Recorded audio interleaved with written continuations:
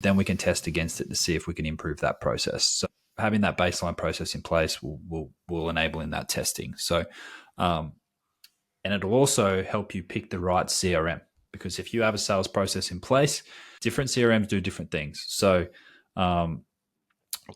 you can then go and do your research based on your sales process.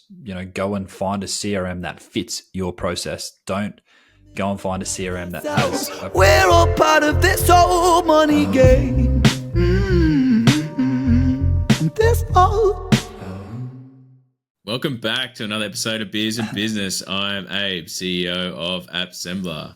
And I'm Andrew, CEO of Teamgate CRM, and I've lost count. What are we up to? Number 12? Episode 12, mate. Episode 12. And I have two beers because we're recording on a Friday night. I've got a Bathurst Old. Finally. And I've got a Matilda Cold XPA. So you're mixing it up. One of each. Yeah. I'm just wondering which one I should start with. Probably. What are they? Matilda Cold XPA and a Bathurst Old. Oh, I say XPA just because I had an XPA recently and it was really good. Yeah, okay. Really easy to drink. I feel like you're stitching me up here. No. It might lead you in. It might give you a false pretense though. It might be really easy to drink, and then you'll have your second one and it'll hit you. You like a sack. All right. So these are my last few beers of Reckless Brewing. So it's a little bit sad because my background's changed because I moved in the week in between recordings. So we're actually looking to find a new brewery. Well, we're looking for a craft beer subscription where we get some craft beers sent out to us, or like a multi-pack, so that way we can review the same beer instead of sit there and look at different beers. So if anyone knows any, give us a shout out. But, this is pretty cool, the Matilda Cold XBA. Matilda's pretty hot right now. The Olympics coming up pretty soon, and they're looking pretty good for the Olympics. I think they just smashed one of the other teams pretty recently. But the Matilda's Cold XBA, take a big hit of inspiration from a cold, fresh can of Matilda XBA, named after our international women's football team. All hail our Minister for Defence, Mackenzie Arnold.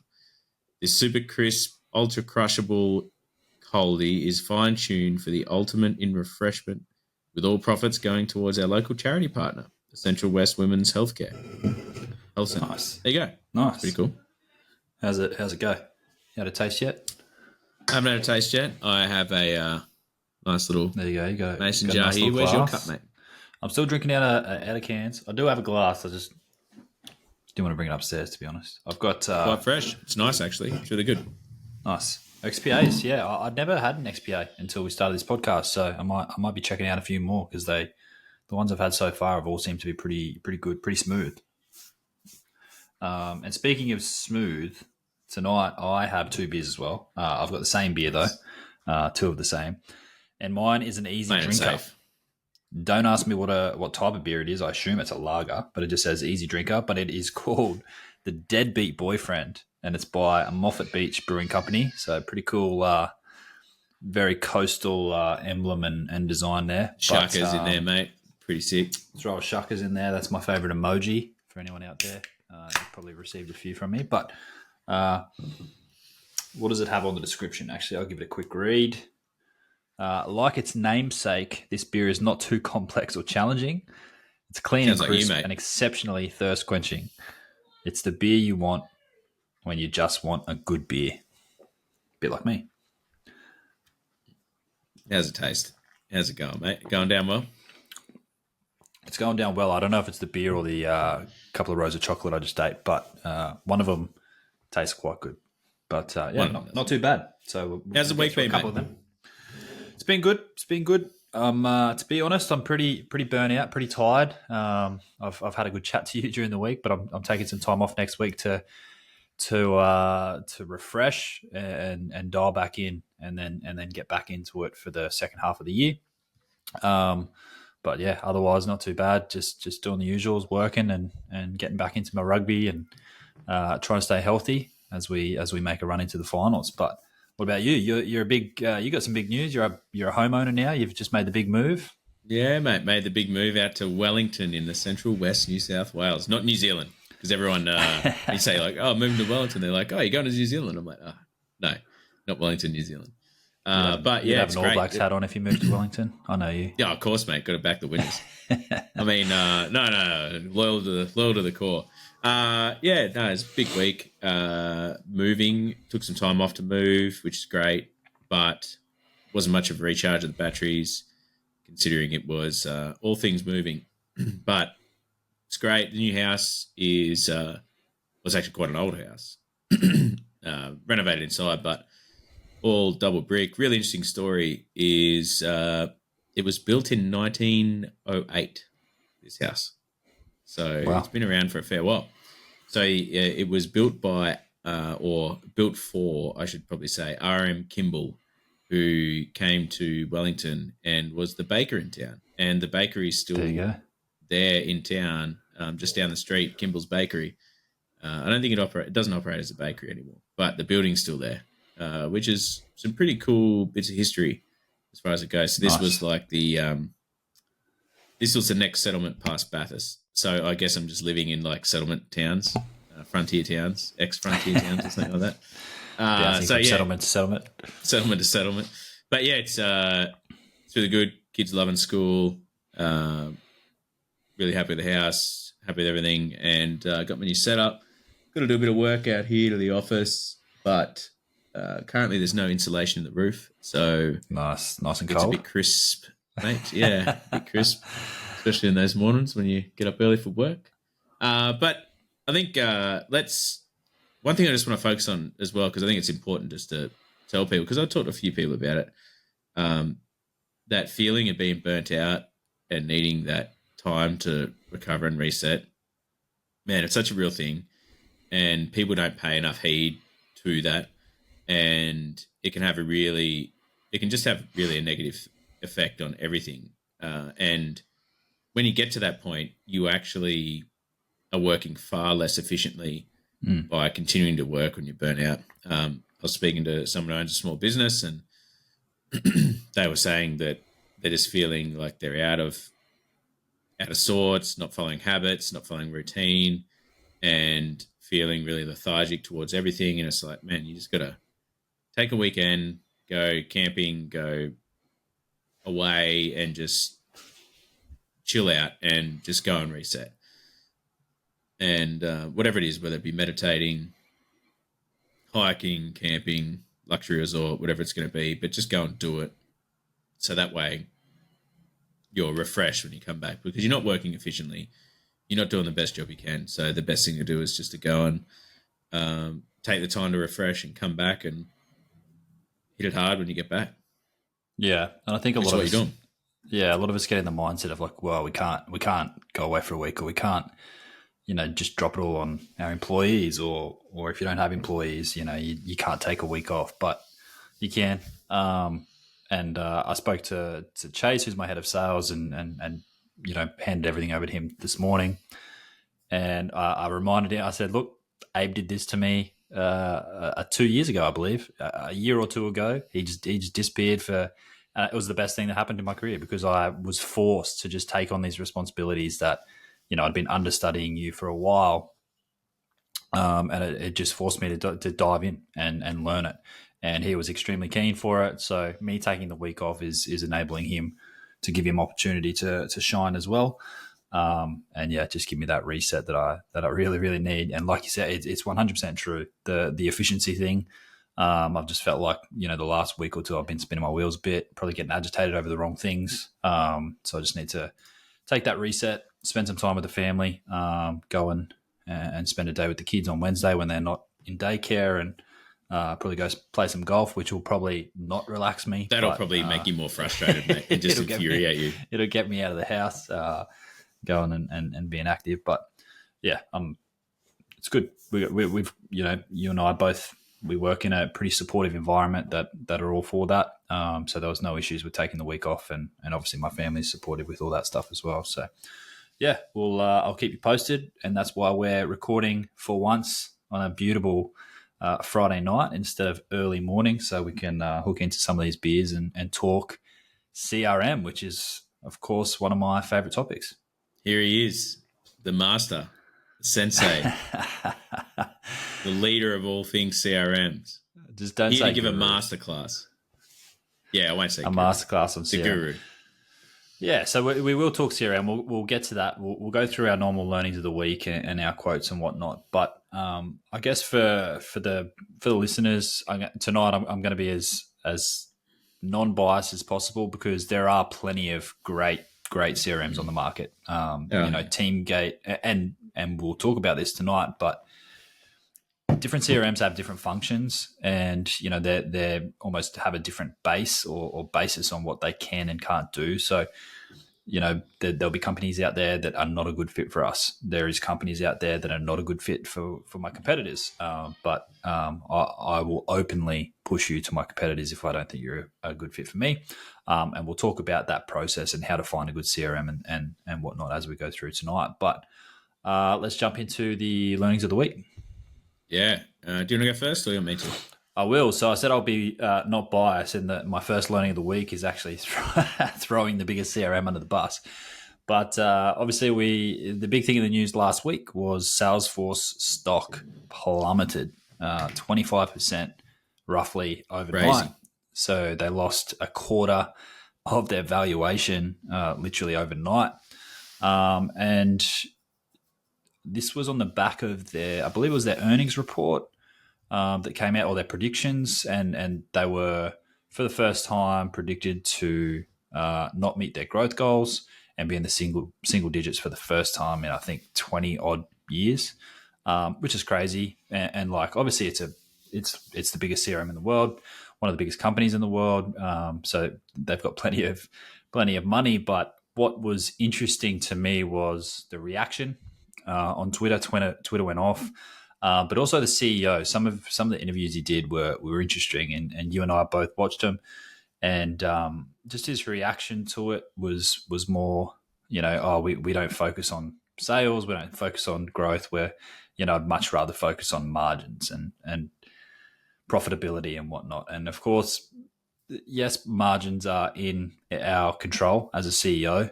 You can't control sales and whatnot, but sales is generally the indicator. Your sales performance and your growth is generally the indicator of success, especially to investors, because margins, obviously, you can control by firing people, right? Which we've seen them do very, very recently. So they have started to call back some of their stock price, so they're back up. They're still down about 20% odd, but it is starting to bounce back a little bit. But probably just a reminder that products do eventually go stale. And I think a lot of CRM users nowadays are shopping around. They're not just going to the big names, which is great for me, but they're starting to see that, Salesforce has market share because they've been around so long. But when you actually look at the product, it's not, worth the tens or hundreds of thousands of dollars that people are paying for this thing. So yeah, that's my learning of the week is Salesforce. Little stocked up and started to bounce back, but a little win for me. And I did do a test on LinkedIn that week where I only posted memes. So I'm not going to say it was. Are you going to have a double learning of the week? You son of a bitch. I'll take some of that credit that maybe my memes actually impacted Salesforce's growth. Likely the case. But I think it's really interesting. So Benioff, they missed their growth milestone by less than 1%, which is the first time that Salesforce has missed a growth milestone. And then their forecasted growth was, people say, conservative,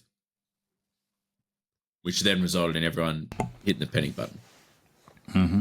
But I think the real thing was that Benioff wasn't really that convincing with anything he was saying around. They've had this big push on AI and all this other stuff, and it just didn't really sound convincing.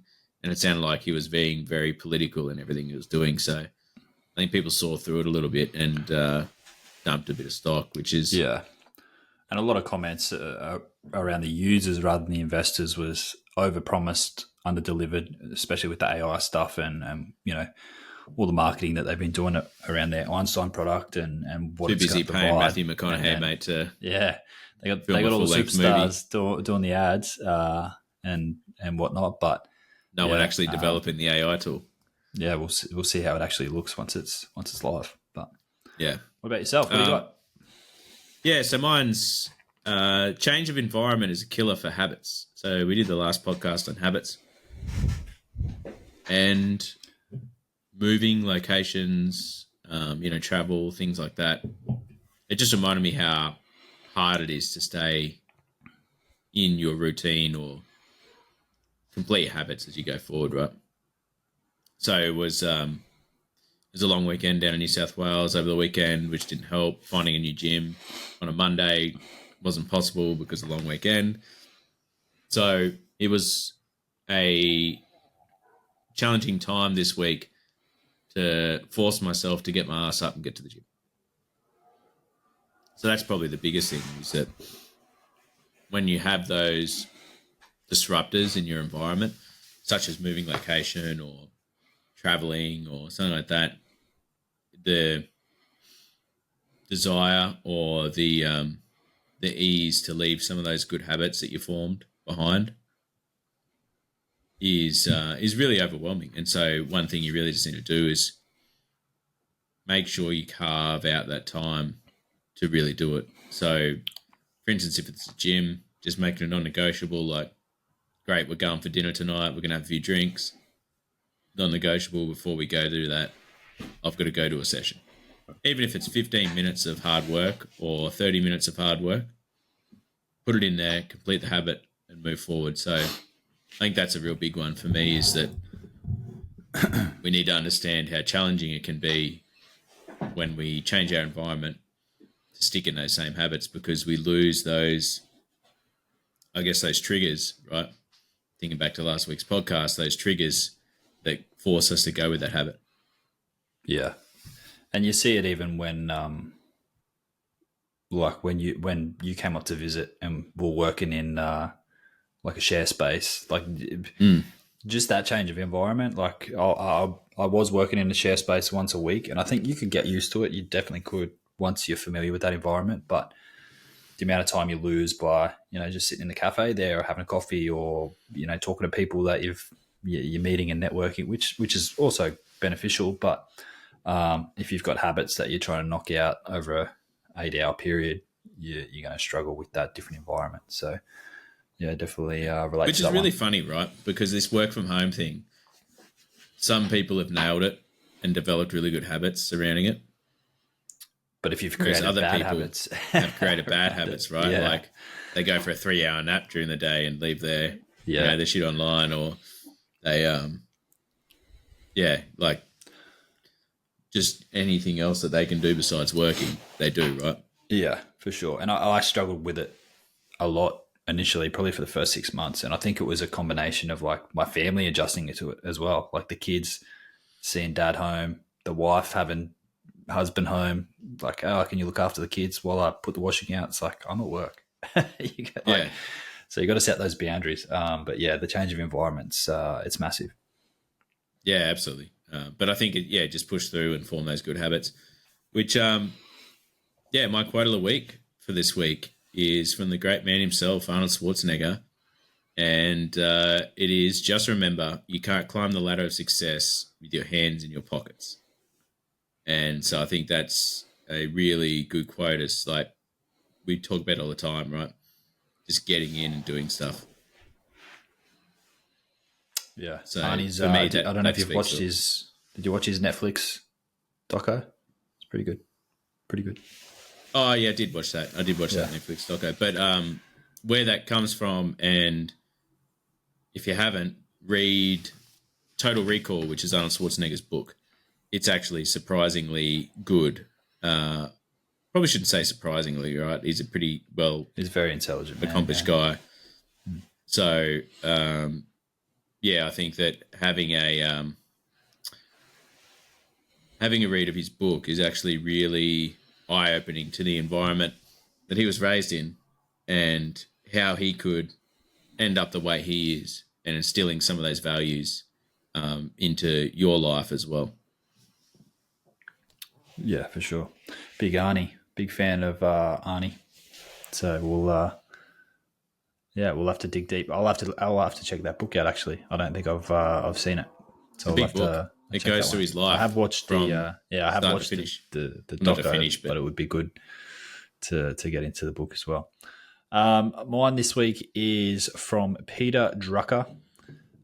There is surely nothing quite so useless as doing with great efficiency what should not be done at all. So basically, what it's saying is it's good to be productive, but productivity isn't about doing more or being busy. So if you're being busy with stuff that doesn't actually make the needle move, are you really being productive? So that probably ties in nicely to what we're going to talk about today in regards to CRM and efficiency and what it can do for your business, regardless of what stage you're at or what you do.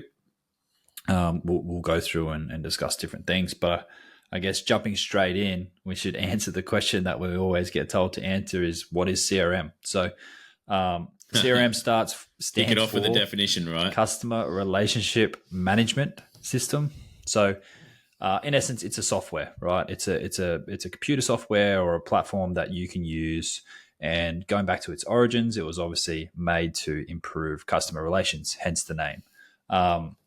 But in essence, it's a tool that's going to help you sell. It's going to help you keep in contact with your customers through logging all your emails, communication history, the sales history with that particular customer and whatnot. And a really good example I always got when I was introduced to CRM, I had no idea what it was either. But I had a background of, I was a landscaper before I joined the Army. And my boss at the time said, it replaces the landscaper's notepad. When you're going around doing those invoices and taking notes and then sending SMSs and all that, a CRM will handle all of that. You do it all in the one system to keep those records. So obviously over time, CRM has evolved, and you look at some of the big names, the Salesforces, the HubSpots. They can now do so many things outside of the sole purpose of selling. But in essence, it's still there to help your customers have that single source of truth. So you can, at any stage, jump into the CRM. You can see your full contact history. For someone like me who's dislocated from my team, who, I live in Australia, my employees live in Europe and the US. So at any stage I can jump in, I can see all the communication history between my employees and certain prospects or current customers.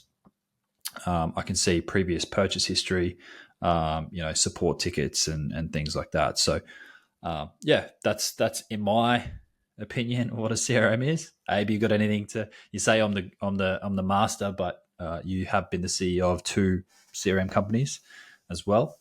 So anything to add to that? I think the biggest thing is that a CRM, in essence, is just a system of record, and it's how those are displayed.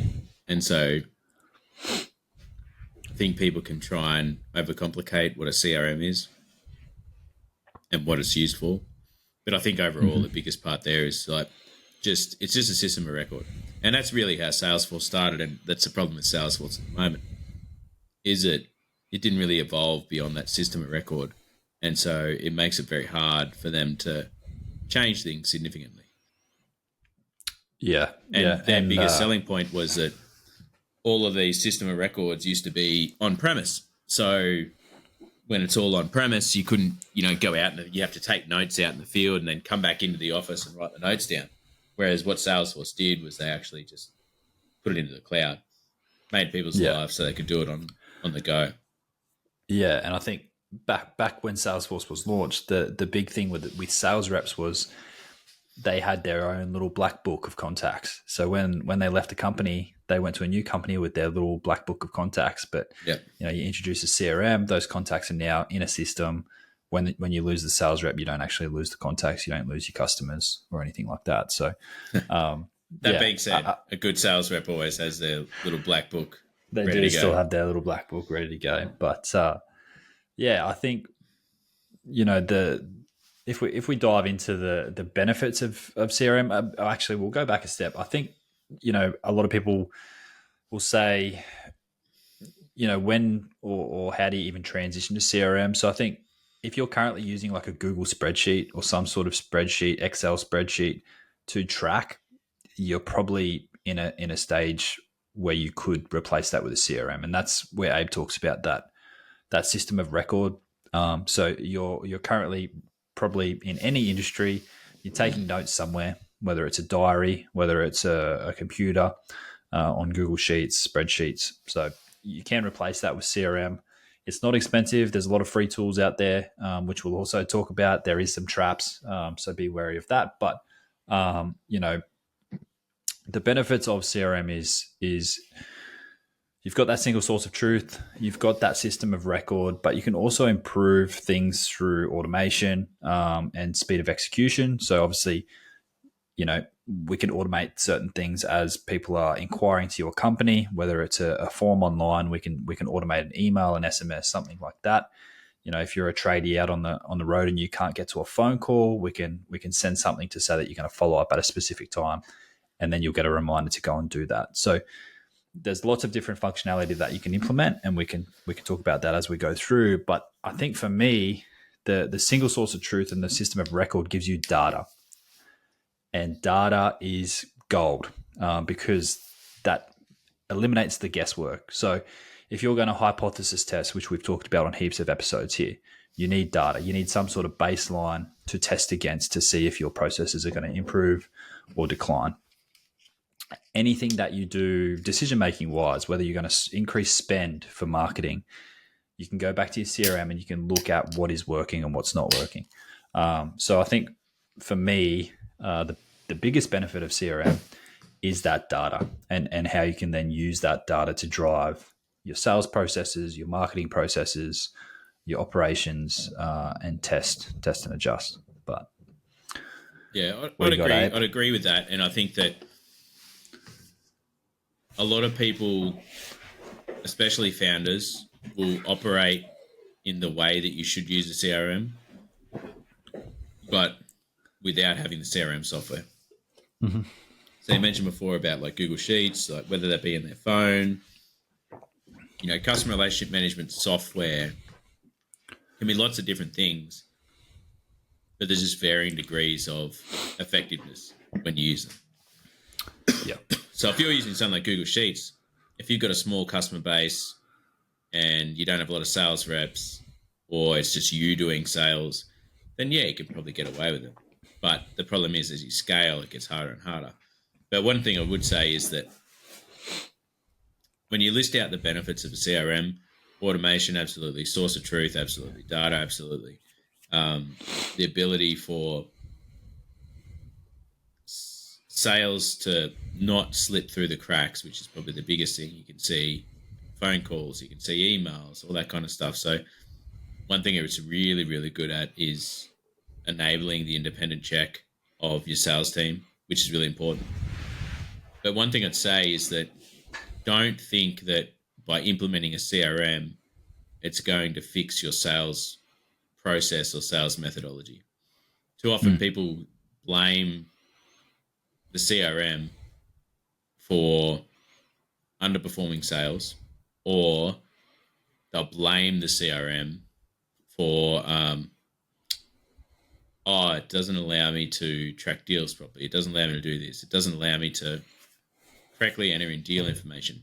These are the cries of a lazy sales rep that doesn't want to do their job. And you could go and they'll be like, oh, well, in Salesforce, it was easy. We just did this. You'll get Salesforce. I guarantee you that same rep that said that is not going to fill out that Salesforce field either. Yeah. The same rep that says, oh, we need this tool, or we need this. Like, don't believe them. They're full of shit.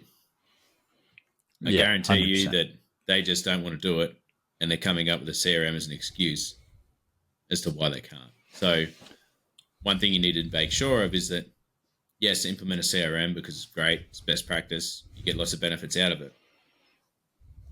But as a sales leader or a founder, you need to be in there every day checking on the work. I mean, how many times have you gone into your CRM and you're like, wow, sales rep has left 0 notes on this deal, or this hasn't been followed up with in a couple of days. What's going on? And especially when you're working different time zones where people are in the UK or they're in Europe or they're over in the US, you may not get to link up on a call every day. But what you can do is say, here's a link of a deal, send it to them and say, Andrew, why hasn't this deal been updated? When's the last time you spoke to them? Oh, I spoke to them yesterday. Well, why is there no note that you spoke to them yesterday? Like, where's the information? I look at this and it's blank and I have no idea what's going on. So the big thing here is that you can't just rely on the CRM to fix problems. And a big thing I see a lot, and we deal a lot with small businesses, is a lot of people will try to jump into a CRM without any sort of process in place. So, when we try to go through our discovery to work out if we're a good fit for them, we ask what their sales processes is. And if you were to ask 2 different employees, they would give you 2 different answers because there is no process in place, or it's not, written down or an actual process that's known by the team. So I do recommend having some sort of system in place before you look at CRM. And of course, with companies like Teamgate will help you implement a process, but it's good to have your own process that at least works or is in line with your customer journey, because then you've got a baseline to test against. And we spoke about the data, but if you bring your process, we implement it in the CRM, then we can test against it to see if we can improve that process. So having that baseline process in place will enable in that testing. So, and it'll also help you pick the right CRM, because if you have a sales process in place, different CRMs do different things. So you can then go and do your research based on your sales process. Go and find a CRM that fits your process. Don't go and find a CRM that has a pretty brand logo or a really big name and then try to make that CRM fit your process if it doesn't fit naturally, because down the road, you're going to end up with a lot of problems. You're going to end up losing a lot of money and building out a lot of customization and integrations and things like that, when you could probably, spend an extra couple of days researching and find a tool that actually fits your business needs and business problems really, really well. So speaking of careful, because people who sell CRMs should be good at sales, and they'll probably lie to you to get you across the line. We won't. Especially Andrew. I'll send you elsewhere, and that's 100% honest. And the reason why is because you're going to cause me. My biggest resource is time. My team is very hands on. So if you're a bad fit for us, you're going to waste a lot of time of my team. So I'd actually rather you go elsewhere, to be honest, because eventually you're probably going to go elsewhere anyway. So I'll point you in the right direction and send you there. And then when the time comes where you do have something that is going to fit their needs, they're going to come back. That's probably the biggest thing. Yeah, for sure. You build that trust. So in saying that, there is a lot of different CRMs out there. There is different terminology. So Abe's mentioned a few times cloud and on-premises. Really the difference, I'd say most are now on-prem, are all cloud, not on-prem. So, it's all online, right? On-prem would be something that's downloaded and kept in your brick and mortar. So if you had a system, it probably would work offline. And then open source is very customizable, but you need to be very wary of that source code and if that disappears and whatnot. But I'm trying to think of someone who would have like an on-prem CRM. Government. Generally government get whitelisted on-prems built out. But even then, that's like, it's almost like it's secure cloud that they use now more than on-prem. Yeah, I'd say it's definitely a dying breed. If your company is using on-prem, they probably need to update the CRM. It's probably the safest bet there. Is 100%. That they just need to actually, I believe a company that my wife used to work for, it was a site clinic, had an on-prem system, and I said how they had two clinics, and I said how do the two systems talk, and they didn't. and the employees would work between two offices. So they would, if they weren't in one office, they would not have the data for the client they were seeing, which is crazy. And that's where Salesforce really struck gold as the first cloud-based CRM. Yeah. They it's actually really, like, Mark Benioff is a bit of a genius with his marketing tactics. He staged protests at the front of buildings saying that they wanted Salesforce, they needed cloud CRM and stuff like that. It's actually pretty funny. But yeah, it worked really well. But at the end of the day, you got to look at the pros and cons, right? So cloud, on-prem, open source, CRMs that got listed here. So cloud, I mean, that's pretty much your stock standard today. Benefits of that is that wherever your sales reps are, they're going to be able to access the tool that they need to get the data they need and enter the data they need.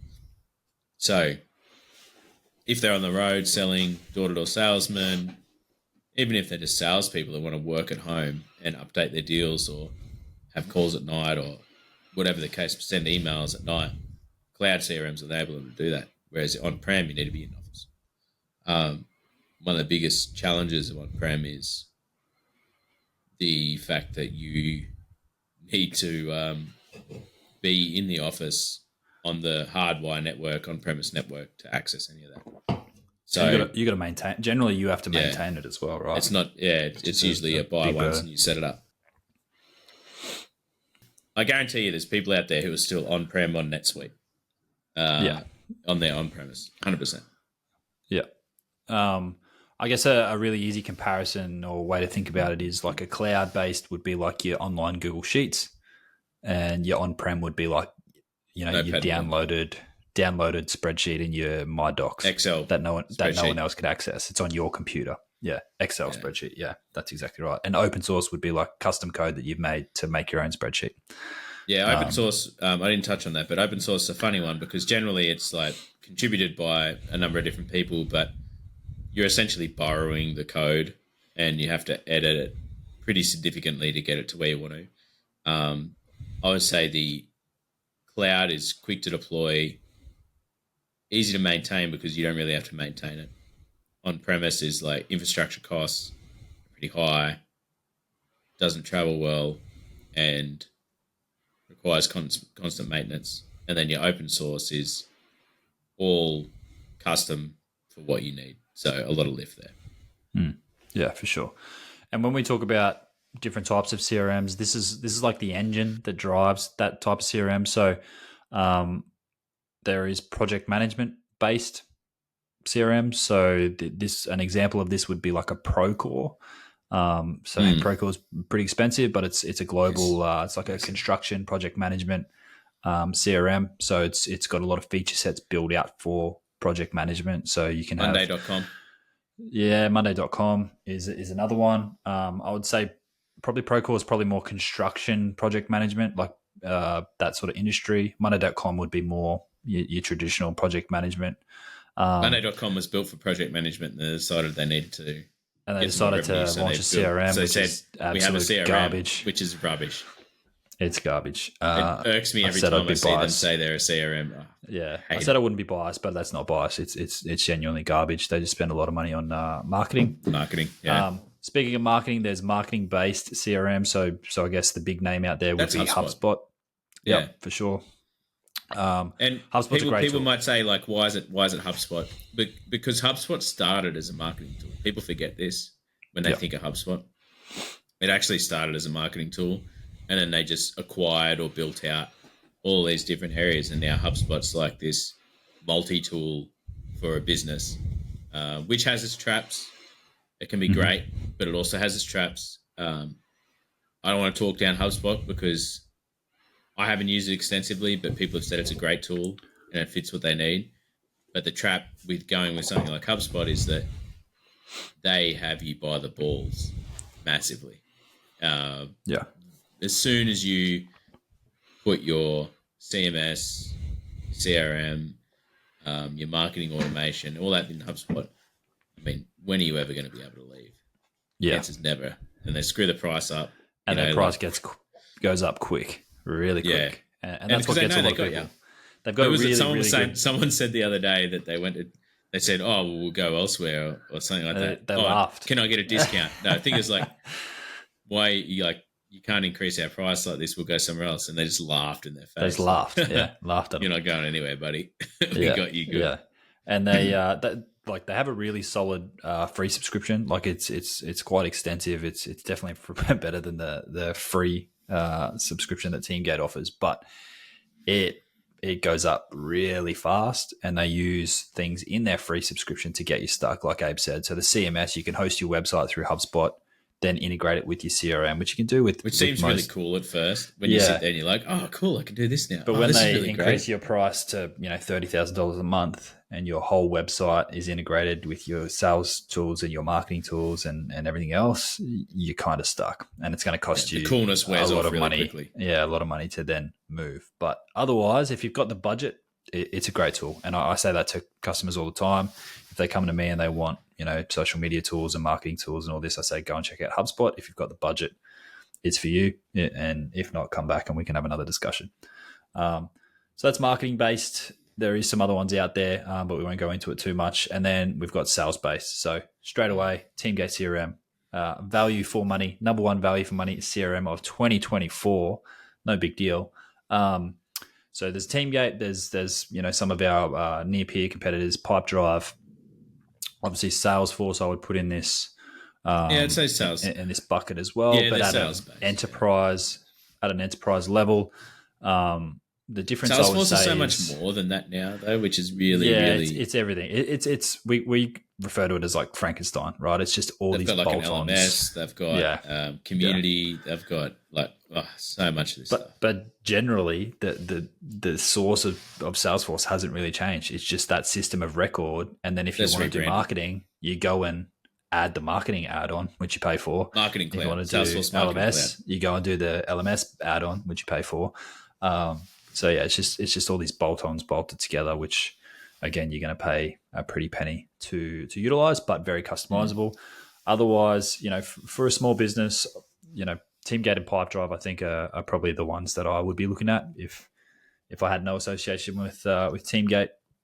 Very similar functionality wise, easier to use, and sales based. So you can still do your marketing, you can still do your outbounding, your bulk emailing, SMS, things like that, calling, all through the CRM, and at a much nicer price point than the big names out there. So, what I would also say is that there are so many CRMs that are out there.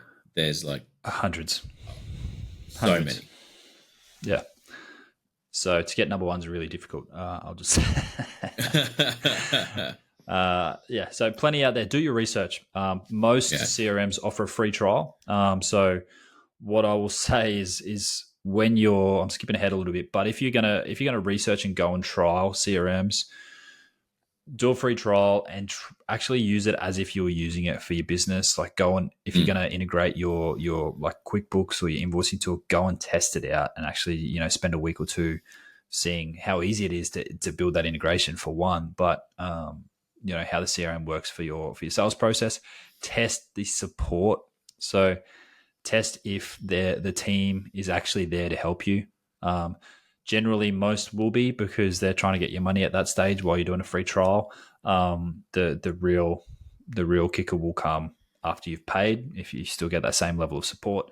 But also look at the pricing, understand the pricing, understand what's included, whether training's included, whether onboarding's included, whether there's any hidden fees or costs that aren't in that month-to-month price, because many CRMs will have those fees. It'll be a price per month, but then there'll be some sort of onboarding implementation. You're gonna hate me for saying this, Andrew, but when you first start out using the CRM, say you're like, yeah, cool, this one looks good, and your free trial ends, don't sign the annual contract. Don't sign a multi-year deal. Do month to month, and if you like I don't even recommend that to the guys coming to us. I say do month to month for 3 months. Get your team onboarded and get them adopting and using the system. Because in 3 months' time, you might realize that support's not there, they're crap. You might realize that this doesn't actually do what we need it to do. We need something else. Mm-hmm. And you don't lose anything. But if you sign a 12-month contract, guess what, big boy? You're strapped in. Like you're paying the you money. have to use it. You have to use it then. Yeah, otherwise the biggest thing we get 9 months of we get a lot of people from those bigger names that I mentioned before. I won't drag them through the mud, but we'll say the first thing we say is like, "Is your website with them?" And they'll say, "Yep," and we'll just be like, "Good luck. Like we can help migrate you across, but getting that website out and getting that data out is going to be they're going to make it extremely difficult." So, yeah, I recommend for everyone, even if you go with Teamgate, go month to month. Because the biggest failing with CRM is user adoption. If you've got a team, it's not just you've got a team of people selling or using the system. What's going to make or break that system is if your team actually start using it. It's only as good, we say it all the time, Abe, shit in, shit out. If the data going in and the effort going into the CRM is terrible, then the results coming out is going to match that effort. So I always say go month to month for a couple of months. Generally, 2 to 3 months. Pay that. You probably pay an extra 20% premium per month. Yeah, and then lock it in on the discount to switch to an annual 12-month plan. Is definitely a recommendation. Yeah, and the other part I'd say is that when you talk about product adoption, this goes back to my previous point on don't get a CRM and blame the CRM for not fixing your sales methodology or your sales process. So same thing when you have a CRM is that just remember that sales rep told you the reason I'm doing this is because I need X CRM or I need this functionality. You went and got that, and now you say, oh, product adoption isn't there. No one's using it. They weren't using it before. They're not using it now. It's because you need to get in there and crack the whip and make them use it. Yeah, for sure. And it'd be good to get your insights, Abe. Like when customers or when you think a business starts getting those indicators that they need a CRM or they should start to look or adopt a CRM. And, generally the customers I see, it's they're starting to scale or they're starting to grow their team, or with COVID, their team's now dislocated, so they need that tool to collaborate with. But what I would say is it's better to be earlier than late. Because if you're using a Google Sheet, so I've got a customer recent, he's in a massive company, but he's the sales manager and he has created this sales process and this spreadsheet that is like one of the most impressive spreadsheets I've ever seen. But it's not scalable. I know someone who made it's not scalable. Very impressive spreadsheet out of the UK. I won't name the company because we didn't exactly end on good terms. But man, this spreadsheet took like 5 minutes to load. Yeah. So this was a company that was doing lead generation across the UK and across the US, and they had a lot of really, really big clients. They had an office with like 50 SDRs, I think, were working out of there, maybe more. And man, this spreadsheet, because it had all tables and KPIs and things like that, and it took 5 minutes for this thing to load. And the problem they faced is it constantly broke, obviously, because someone would change a field and then it all break, like all good spreadsheets. But yeah, man, it's crazy some of the stuff that people build out in spreadsheets. And I think it's because they look for the perfect solution, or they want to find a tool that they can mash their process into instead of going like, okay, we need to adopt a change when we get a CRM because what we did before in Google Sheets is not going to work now. Yeah. And it comes back to what you said before, like having a spreadsheet like that's great until it breaks, or until, say you're a founder and you've got you've got all that information of how it works in your head, and it's, as you start to scale, you've got to pass that knowledge on somehow. And if it's not, let's take Mitch as an example, right? Mitch that we got on many, many episodes ago, he's an electrician, runs his own business. He's at the moment, he wants to get off the tools at some stage. So he's looking for good electricians that he can bring into the business. And he's like, oh, I need to get a CRM in place so I can get this process in place. And then I'm training these guys onto the CRM rather than training them on my process and then how to, if the process and the CRM match, you're doing it there. So I think a big not mistake, but I think like founders or even companies that are small enough to have like founder-led sales, they try to keep it all internal and in their own head or in their notebook. They control it, right? Yeah, and then when the time comes to scale, they're trying to chase their tail to get the process in place for it to be scalable. So I would say if you're in that stage now, just consider finding a free CRM. There'll be free CRMs out there that are limited, on the number of users you can use or whatever. I was actually thinking the whole time you were talking then when you asked the question about when should someone start using CRM, I was thinking back to it, and my thought was just go and get a free CRM and use it until you outgrow it or you realize what you need, because you're better off just using something, right? Like pretty much all the CRMs, whether you're going to choose HubSpot, whether you're going to choose Teamgate. Salesforce, I don't think, has a free tier because they're enterprise. They don't really give a shit about providing that. I think Pipedrive might have a free tier. Haven't checked it out. I don't think they do anymore. They've got a trial, but not a free. They got rid of it. Not a free one, yeah. Yeah, but like, just go to all these CRMs of the free tier, and then start using it as a founder and put your process in there, and it'll be so much easier once you go to transition and get everyone else on board. And I think the real big thing there is that you're going to face challenges if you run your process out of whether it be like off your phone, whether it be out of a notepad, whether it be in Google Sheets. Transferring that into CRM is going to be challenging. So you just need to figure out as early as possible how it can operate effectively. And I think that the best way to do that is just to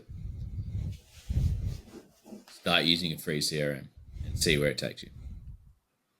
Yeah, definitely. And how do you choose the right CRM? We've already, I guess, spoke about the different types. We've started to talk about knowing your own sales process or having a process in place. But I think a big thing that people might miss or skip is they start their search straight away. They'll just go and start researching CRMs without actually doing any sort of internal analysis. And I think that's where everyone should start. Start by, sitting down with your team, or if it's just you, and actually working out, what problem are you trying to solve with CRM? Is it you're trying to get the data to do tests? Well, so how we talked about habits, and the first step in habit tracking is to write down everything you do in a day. Yeah. Do that same process with everything you do in sale, and just be like, great, how does someone get in contact with me? They fill out a form on the website. They contact me on Facebook. They call the number. Whatever it is, write it down. Okay. Well, how do you get back in contact with them? I text them, or I email them, or I call them. Great. Write that down. And so every single interaction, you'll start to develop this thing of like, oh, holy shit, I need some way for leads from Facebook to get into my CRM. I need some way to get website submissions into my CRM. I need some way to send emails, to send text messages, to call people out of the CRM. And then I need some way to send invoices from the CRM. Great. And you start to build the shopping list out. So just write down everything that you do with a sale in a day. And that'll give you your starting point for what features you need to start searching for. Yeah. But be wary. And highlight them. Highlight your key ones. Because you're not going to get, generally, you're not going to get all of them. You're not going to find a CRM that is like a slam dunk. Maybe if you pay like enterprise tier HubSpot, you might get it. But even then, probably not likely. Yeah, for sure.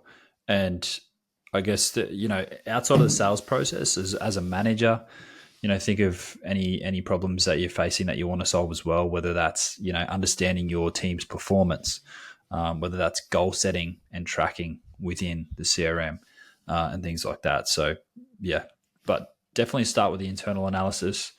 If you've got a sales process, founder-led sales, and you are like the only salesperson, just do that. Don't worry about reporting yet, because at the end of the day, when you hire 2 sales reps, then you need to care about it, and your CRM may not be suitable anymore. So you switch. Yeah, growth. Exactly. It's fine. Exactly. And if you're at the founder-led sales, you're probably looking at the free CRM types, and they're probably not going to have those level of reports anyway. You're going to be looking at the basics, which is all you need, I would say, at that stage, because you are the sales team, so you're gonna understand pretty well what's working and what's not. If you do have a sales process in place, obviously add that to your research and use that to drive your research. Like Abe said, if you've got everything on a piece of paper and you know that process, work out what's key and what's not, and start there. If your business is underpinned by invoicing on QuickBooks, go and find a CRM with a good QuickBooks integration and start there. That's where you start your research and narrow it down, and then go and try them and see what other features they've got and if it's a good fit for you. I know as well that most founders are going to be like, I don't have a sales process. I don't follow any sales process. It's like bullshit, mate. You have your pattern. You know what you do. Yeah. You just don't have it written down on a piece of paper. You don't have a label on it that it's a sales process. Yeah. It's like, and that's the funniest thing, is that some of these people have like wicked sales processes that are fantastic, and they close heaps of deals just by following this simple process that they have outlined in their head.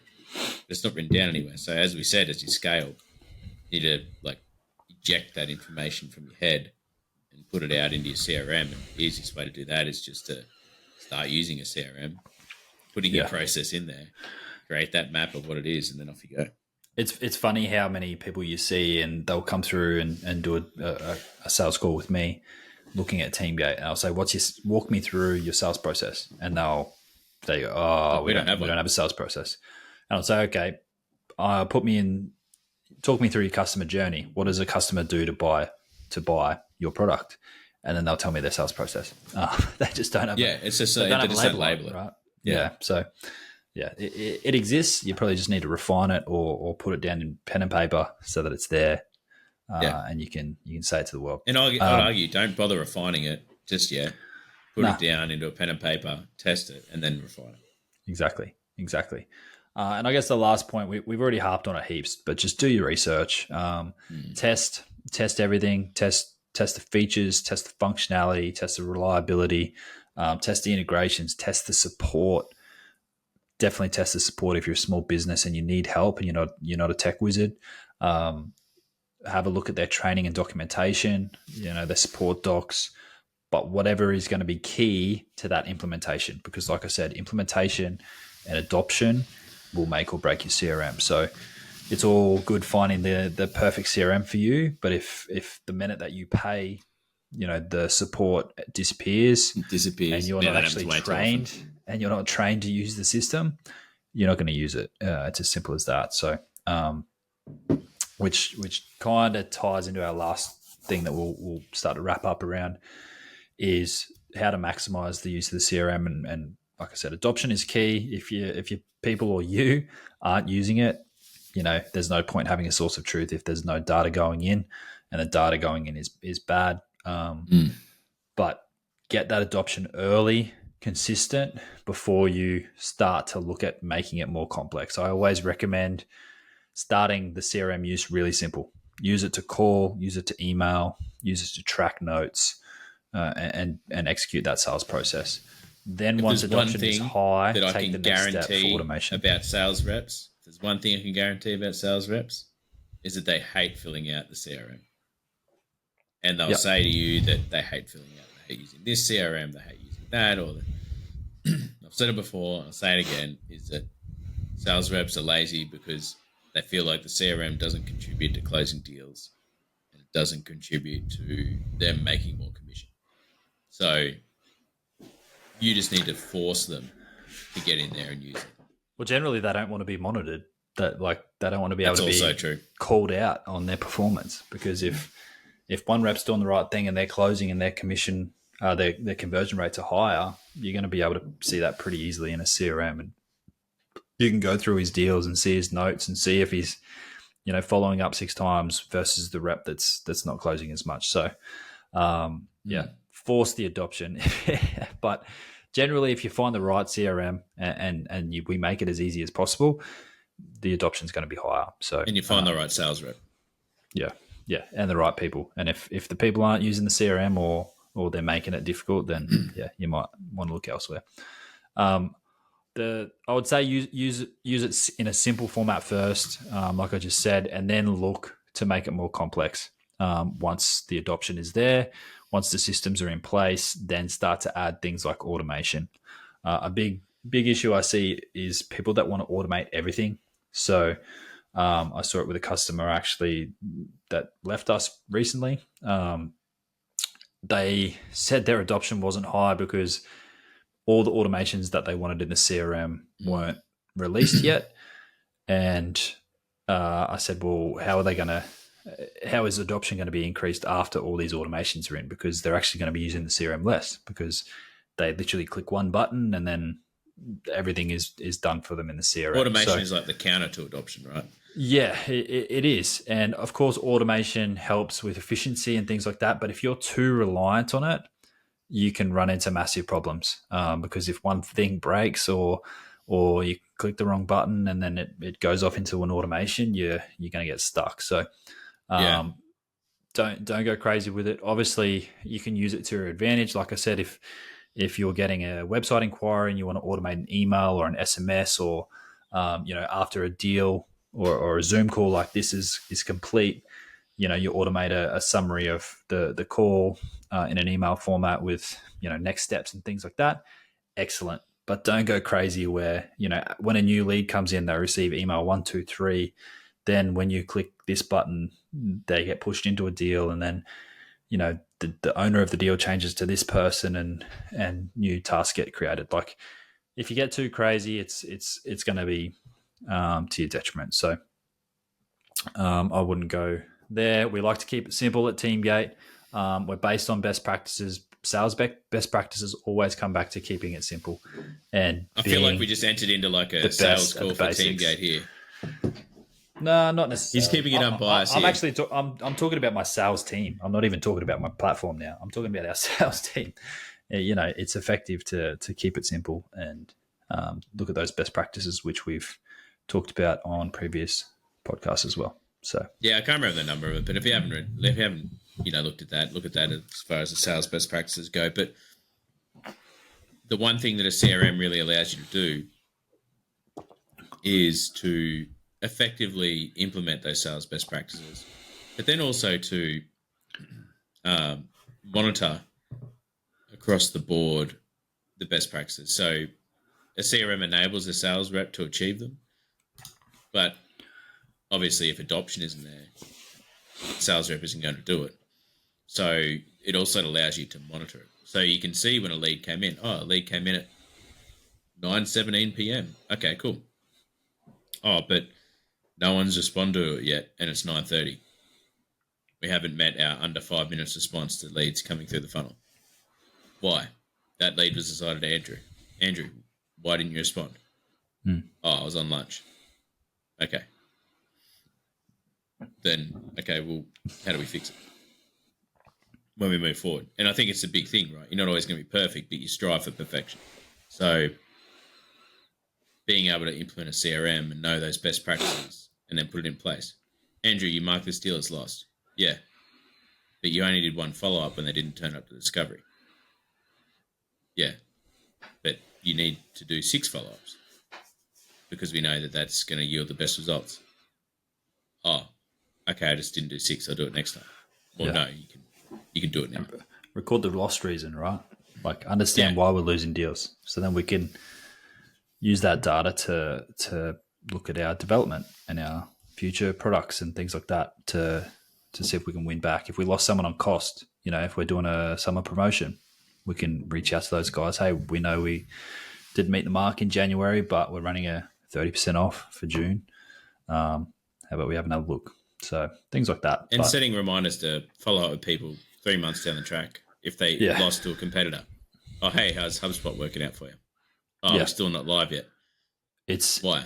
That's a massive, massive win for us. We do it all the time, especially if we know they're going to a competitor that's probably not a good fit. If we've gone through that sales process with them and we understand their business problems, and then they've gone with someone we know that isn't going to be a good fit, we always follow up.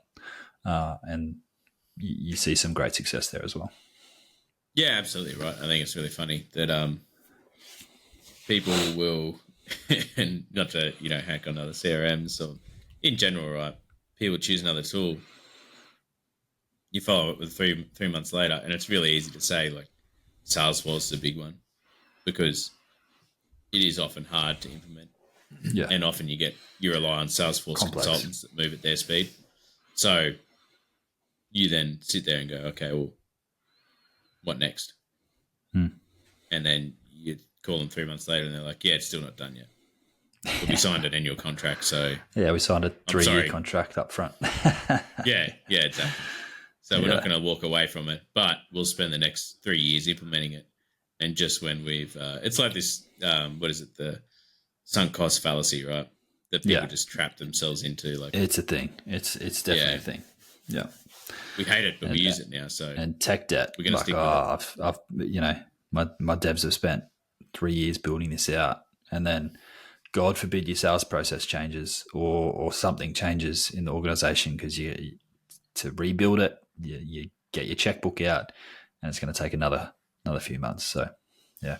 But I think that comes into get in, try CRM early before it becomes such a big issue, and figure out what works, what doesn't work, and then just like go through and determine what's best for you and your sales process and your business, right? Yeah. Because if you leave it till last minute, you'll feel like you need Salesforce because people tell you that, or you feel like you need HubSpot. Whereas really you probably don't, but you've never used a CRM before. So maybe you do. You don't know. Yeah. And if you Google best CRMs for new business, it'll, of course, the people paying the millions and millions in advertising are going to come up first, even if they're not a good fit. So, yeah, I feel like we probably don't need to do key takeaways and recap, but we will anyway. So we've harped on a lot. We've harped on, But do your research. Don't rush. Take your time. And that's probably an advantage of being like an early adopter is take your time. If you're it's not, also like, mate, you've been working out of spreadsheets for 4 years now.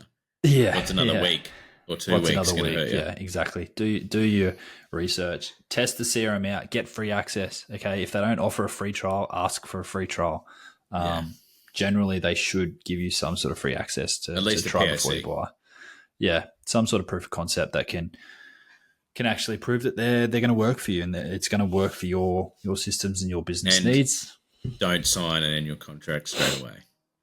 Go month to month. All the sales early, reps will just be like, they'll be trying to push it down your throat and get you to sign that annual contract. Just don't do it. Yep. Even if it's for a month, just do a month. Just test it out, and then look to do a longer deal to get a discount. Don't just go for the big names. And I'm not saying this to be biased. I don't care if you go for Teamgate, but try before you buy. And generally speaking, if you're a small business, there's going to be way better tools out there that are built specifically for you. If you're in a specific industry, look up industry CRMs. There's a lot of niche, for health, for example. The CRM that serves 20 different industries. Yeah.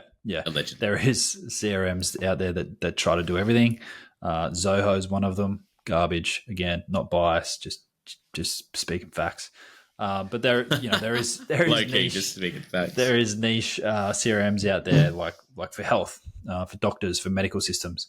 For construction, there's especially in Australia, there's some pretty Tradeify, I believe, is one of them. Really cost effective, and built out specifically for tradies. So it's got SMS reminders, invoicing, and things like that. A really good mobile app as well. So yeah, don't just go for the big names. Do your research. Go and come up with your plan. Do your internal analysis, like we talked about before, right? And get after build out like your habit tracker. Just when you all day for sales, just write down what you do. I text Andrew. I email Sarah. I had to add into the calendar that I've got a job next week at Tuesday at 11 a.m. And I needed to put the location in. I'll end it with, I think it's our friend Jack from 5 CRM. So another CRM out there. He says it really well is, think of a car. If you're a family of 6, the Ferrari might be the most expensive, shiniest, prettiest car on the market, but a family of 6 is not suitable for a Ferrari, right? You might You might need a big SUV or something like that. So it's the same with CRM. Analyze your business, understand what you need, and then go and buy appropriately. Just because something's expensive doesn't mean it's actually the best out there or a fit for your purpose. 100%. So, yeah, that's all I've got. What about you, Guru? Guru. Cheers, mate. Appreciate the title there. The king of CRMs, Andrew himself. So look, the one thing I can't stress enough for small businesses is that you need to do an honest analysis of how many deals you're losing because you don't have a CRM in place, and start to figure out if you do have to pay for a CRM, are you going to make that money back because you're losing deals? Or is it going to save you half a day a week because you can automate some things or streamline some processes? So just figure out what's important to you. But the biggest thing I'd say is that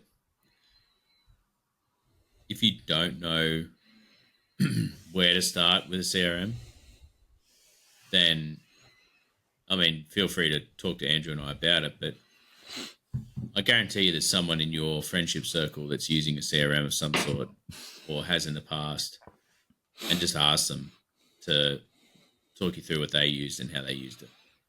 Or find a CRM that's going to give you the guidance you need to make it work. I would say don't go to sales consultants as a small business just starting out, because they'll have their CRMs that they'll recommend you and they'll get commission for selling you into those CRMs. And it's probably not going to be the best fit for you. And they're going to try and jam a sales process down your throat because they're looking for the easy buck, right? And they see you come in, this guy knows nothing, great. It's like what Griffin said about SEO. If it seems too good to be true, it probably is. So if they're trying to charge you bugger all and say they're going to do all this stuff for you, chances are it's not going to happen. So just be mindful of that. I saw a thing the other day on Reddit. Was someone was asking about the mandatory, it's like $10,000 onboarding course that's highly recommended by HubSpot. And after heaps of back and forth conversations, it turned out that it wasn't actually HubSpot. It was the consultant that had referred them to HubSpot was now pushing this $10,000 onboarding course, which wasn't even through HubSpot. Right. And it's just like, come on, there's a lot of snake oil stuff out there. Just be very wary, and that's why I always recommend just doing your own research. If you've got friends or family or people that you trust that have worked with CRM before, or even just have a general clue, ask their recommendations, or even go and find a CRM and then say to them, hey, I'm looking at Pipedrive or Teamgate or HubSpot. What do you think? This is what they've recommended. This is the price point. This is what I actually need. And they might be able to tell you whether it's appropriate or not. And like Abe said, we're obviously here. We'll give pretty straightforward advice. Like I said, if you're not a good fit for me, you're going to waste my time anyway. So I'll push you in the right direction. Whether that's a competitor or not, it doesn't bother me. Yeah, no, absolutely. I think that's spot on. And I have a second beer, which is different. Yeah, I saw it. I saw you crack it. Have you already been into it? The Bathurst Old, mate. Look, she's almost done. Look at it. It's dark. It is dark. It's an old ale, mate. Like you. Like my old favourite, the Tooheys Old. Cheers, mate. Appreciate that. Don't be ages. So this one here, dark beer fans, you know the deal. Delivering subtle chocolate and coffee notes with lingering licks of caramel and fruit sweetness. This delectable, deeply coloured ale will have you raiding your parents' wardrobes for those vintage flenos they can't fit into anymore. Rich, satisfying and refreshing, this is a beer from the age when beers were beer. Enjoy. When beers were beer. It does taste a bit like a Tooheys Old, to be honest. Does it? So done a good job. It's looks like the dark ale I had recently, but mine was like a coffee. It tastes like coffee. Mm. Oh. Cool. Good way to wrap up. Start with a beer, end with a beer. I like it. I'm on my second, but same one, unfortunately, which It's not growing on me, unfortunately. Sorry. No, it's not Sorry, good. Moffat Beach Brewing Company, but nah, not a fan. I've actually been pretty impressed with both the beers tonight. So well done, Reckless Brewing. Smashed it. Yeah. Sponsor us, you bricks. I'll, Still waiting for the sponsorship. It'll come. It might be Teamgate sponsoring us. Yes, self-sponsor. It's beautiful.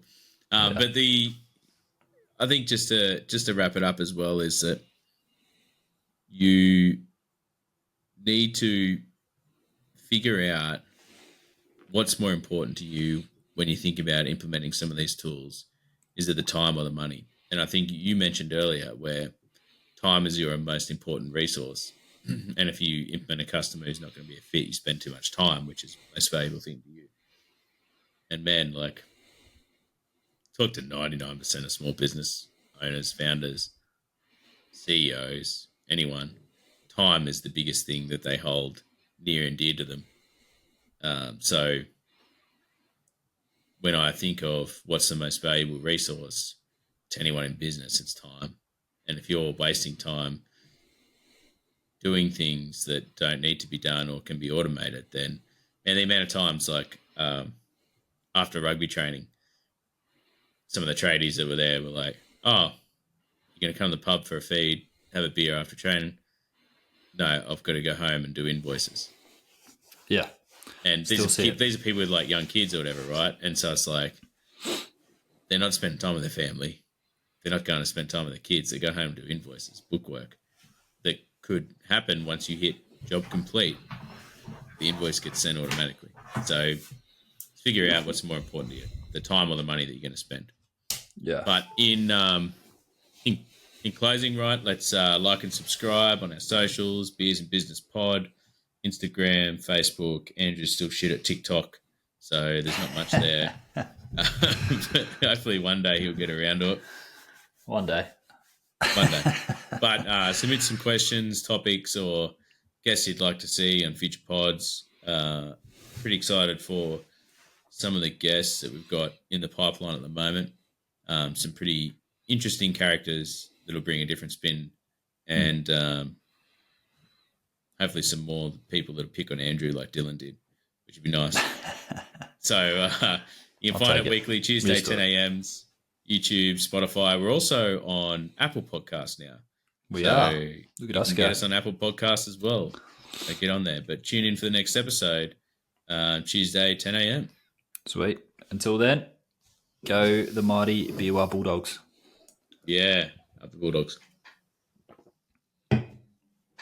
Cheers. See ya.